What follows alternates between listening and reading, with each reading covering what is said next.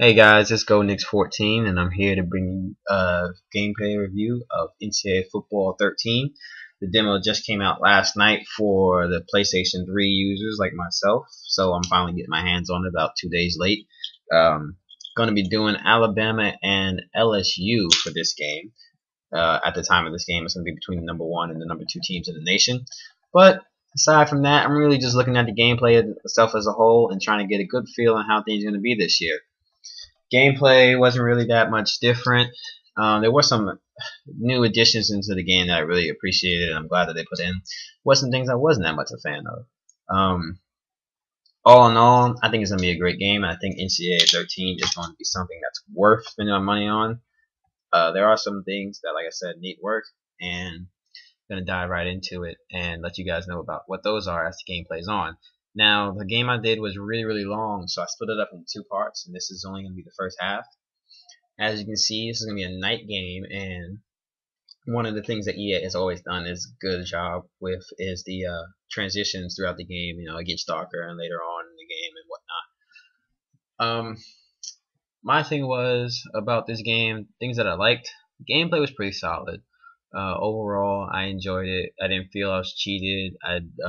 There was a play that I'll go over later on that I feel like I'm not sure what went wrong, but I'll get into that a little bit later when it comes across.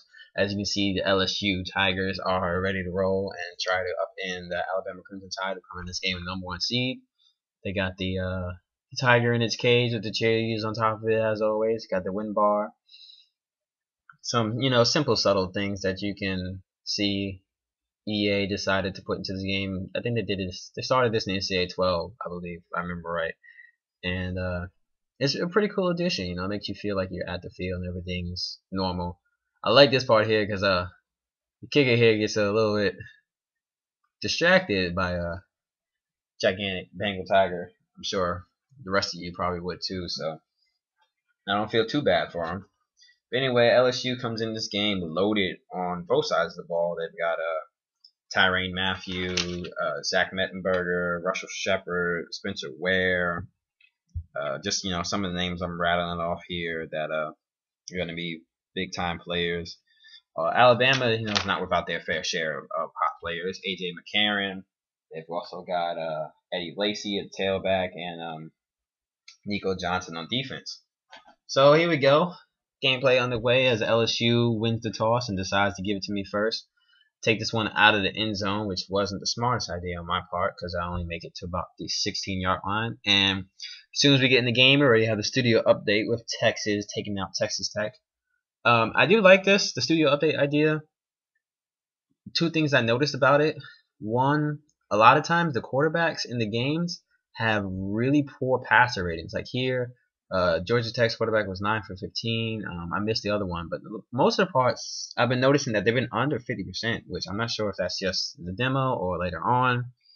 I'm not really going to talk about the ticker much. I do like that it's in there again, but for those of you who don't remember, the ticker used to be back in the game from I think the old NCAA 09 version. I know it's still there because I played it on the PS2. And it still shows up. There's a lot of things I love about NCAA 09. That's why I still play it.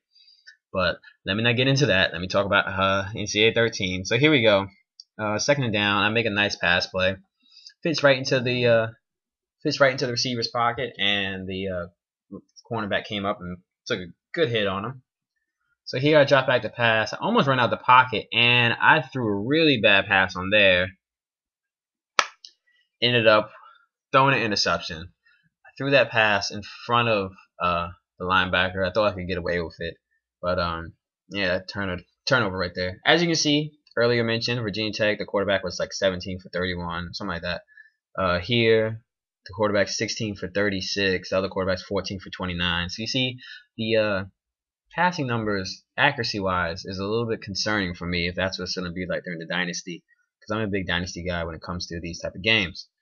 Anyway, back to the game at hand. LSU's got the ball now, 1st and goal, so it's my first chance being on defense. And like an idiot, I backed up in the zone. Ended up giving them a lot more yards than they used to. And here comes the first play that I had a gripe with. Now you see him controlling the left outside linebacker, and his job is to cut to the right. When I hiked the ball, I literally, when the ball was hiked, my controllers moved to the left.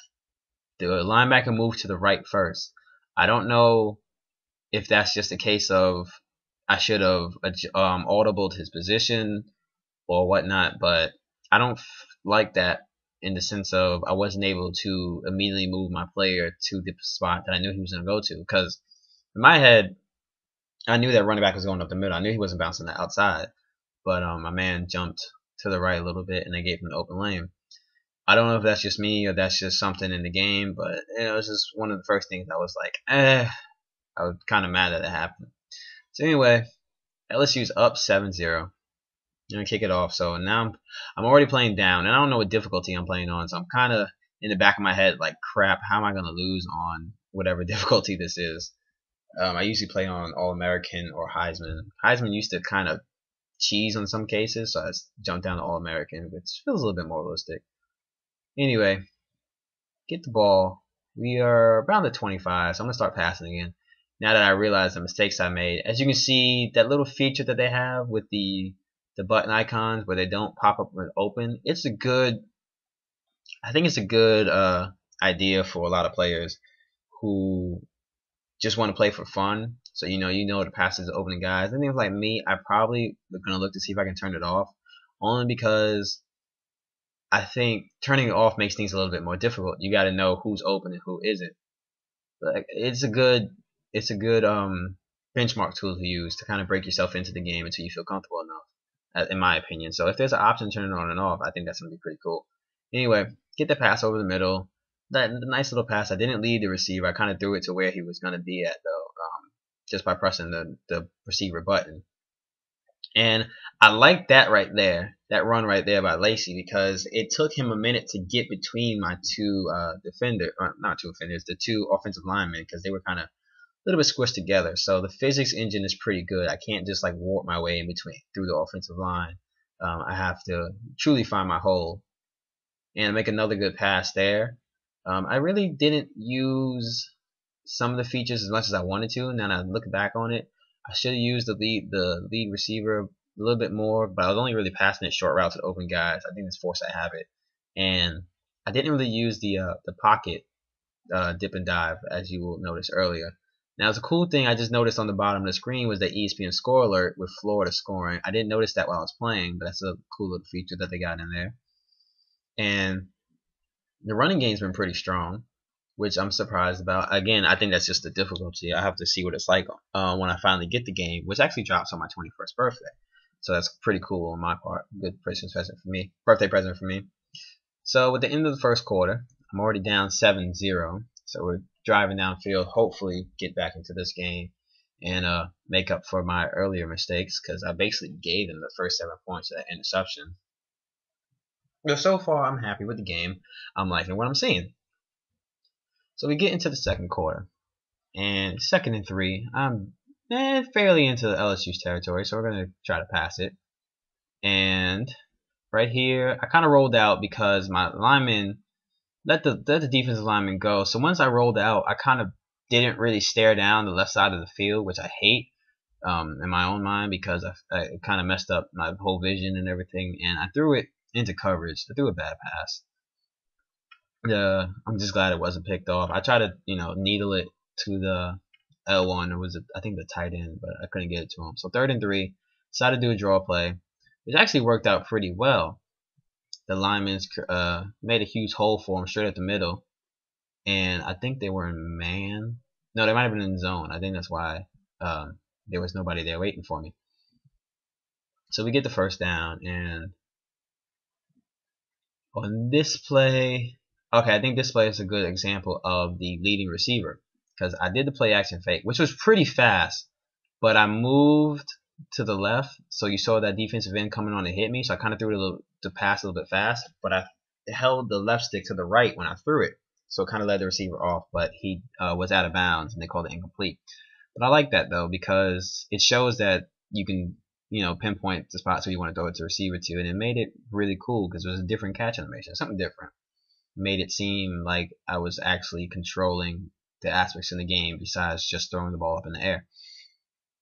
So now we're on 3rd and 4, and I decided to go on a hot route with my slot receiver, have him run across the middle, wide open space, and I like that the linebacker who tried to tackle him wasn't in the best position, so when he got to him, my wide receiver had enough speed to brush him off because he went after his legs, as you can see here. He makes the catch and just kind of shrugs him off, gets a few extra yards before he gets tackled. I think a lot of times in other games, it was either you weren't going to tackle him at all, or they would just walk by you, which I didn't really like. That play right there, I tried to get my lineman to help with the blocking by running behind him. Something I've always done in previous games because the lineman, the speed is kind of weird with the lineman. But I think that was a good little feature there because not all of my linemen were, he wasn't, fast enough to get there. Right here, find the man on the spot. I did a spin right at the right time, and it was a great spin because of the fact that it wasn't one of those normal warp spins where he does it a second in front of the receiver, the second in front of the quarterback. He took the contact, spun off of it, and was able to get the touchdown. So that was something right there that made me excited. Something to look forward to when the game comes out. So we score, we tie the game up, and we give them the ball back. And I think it wasn't this play. I think it's when LSU gets the ball. I noticed something that's been in the game for a while, but I think it's a little bit odd. Let's see if this is the play that it occurs on. We're almost done with the second quarter. We got another studio update here, and it's SMU and UCF. Here, the passing completion numbers were they were okay. I wasn't too mad about these because they were over 50%, so it was looking pretty good. It's like a close game, and you guys already know who won if you play the demo. Okay, it wasn't LSU. I think it's back on Alabama. When I get the ball, you guys will see what I'm talking about. It's some weird little thing here. But the CPU passing was pretty on point. He didn't throw any stupid passes, and they didn't make any dumb plays for the most part. They really didn't do anything that kind of made me scratch my head and like, why was that so easy to snuff out? I basically stuck to, man and zone. We're going to kill this little blitz, one-man blitz from my linebacker position. That was a great diving block by my cornerback who didn't see the play until the cutback occurred, and he saw the quarterback looking at him. So he's able to dive and knock the ball loose. Great play right there. Now I'm watching the defenders here, and then I was a little bit disappointed about that one. I feel like the defender, whoever's guarding him, kind of jumped behind him on that pass. Maybe it's just me making it great, but I don't know. It looked kind of funky to me because I thought they were standing next to each other, and I thought he was going to knock it down. Here scared the crap out of me because, as you can see, I took over the player, I swat the ball down, and then the LSU receiver gets a hand on it, which is something I wasn't expecting to see. So once again, just another great feature that EA, put into the game that I was excited about. And there was one of the few drop passes in the game. I guess his catch rating was a little bit low because he must have heard the footsteps. That's all I can say.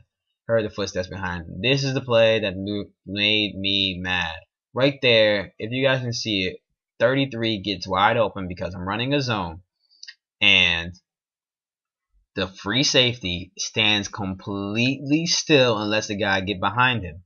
I don't know what the heck the case was with that, but there's a man there, so you got to assume that the safety is going to back up, but he just doesn't move at all.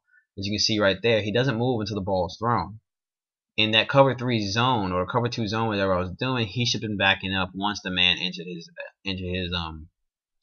I guess his area of that he was covering. It's a coverage area. There we go. Can't talk straight. So that disappointed me a little bit because I wasn't sure what went wrong there. But either way, so far I've been like, this is just little things I've been noticing. So we're up. I'm sorry, we're up. We're down 14-7 actually, and second half is about to end. I think I can start passing a little bit more here, trying to get a touchdown before halftime. Yeah, so you can see I do a little bit of a variation of 4 verticals, but I make a bad pass here. I throw it into double coverage. I tend not to look downfield because usually it takes a while for those players to get open. On this play, I led the receiver right there. Well, I didn't really lead him. I kind of put it right in his pocket. And for a really big gain to get my guys downfield, get them out of bounds before halftime, trying to do something to keep the game close. Because he broke right open. He had 2 men following him, but he both had them both beat by a couple steps. So nobody near him. It was a perfect pass or a perfect throw, and we get the first down and then some. So I was happy about that. So we only got about 20 seconds left, and gonna drop back the pass here again. Looking, and I throw another interception. Two things I noticed about this play. One, you'll see on the replay, I threw the pass, and the linebacker, like a smart person, and not like the cheesy games you've seen in the past, jumps in front of the pass. He moves in front of the ball, so there's nothing wrong with that one. Secondly, the tight end jumped and grabbed him by the legs to tackle him down. He really couldn't get a good handle on him. He kind of just like nipped at him. So I like that. Right there, that was a great catch because I hit him hard, but he still came down with the ball. I think that's Russell Shepard. No, that's not Russell Shepard. Russell Shepard's 10. I forget who 11 is, but I think that might have been Spencer Ware. And another play here gets them the ball with 2 seconds left, and they kick a field goal. So LSU goes into the first half of 17-7. Some things I saw I liked, some things I didn't like, but overall, so far, it's been a pretty decent game, and I'm happy with the product that EA has put out. I will give you guys a review of the second half up in a little bit. I just got to get this uploaded first, and it should be up right by the time this game ends, hopefully. Well, this video ends. Sorry about that. So I'll see you guys when the second half begins.